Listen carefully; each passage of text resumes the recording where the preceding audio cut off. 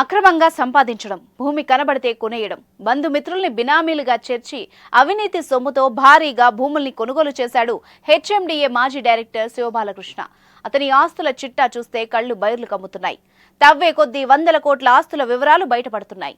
మొదట బాలకృష్ణ అవినీతి చేప అని అందరూ భావించారు. కానీ బయటపడుతున్న ఆస్తుల్ని చూస్తే చేప కాదు, అవినీతి తిమింగలం అని తెలుస్తోంది.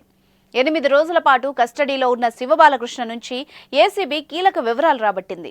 మొత్తం అతడి ఆస్తుల విలువ బహిరంగ మార్కెట్లో సుమారు 1000 కోట్లకు పైగానే ఉంటుందని అంచనా వేస్తున్నారు. సిఎంఆర్ ఫ్యామిలీ మాల్ ఇప్పుడు మన కేపీహెచ్బీలో ఫిబ్రవరి 10వ తేదీన ప్రముఖ నటి శ్రీలీల గారిచే ఘన ప్రారంభం.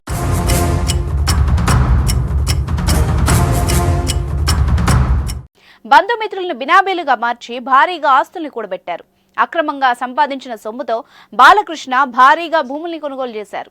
ఆయనకు తెలుగు రాష్ట్రాల్లో ఏకంగా 214 ఎకరాల భూమి ఉన్నట్టు ఏసీబీ తేల్చింది.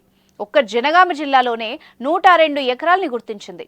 ఈ జిల్లాలోని కొడగండ్లలో 48 ఎకరాలు, పాలకుర్తిలో 27 ఎకరాలు, రఘునాథపల్లిలో 2.2 ఎకరాలు, జాఫర్గఢ్లో 20 ఎకరాలున్నట్టు ఏసీబీ విచారణలో బయటపడింది.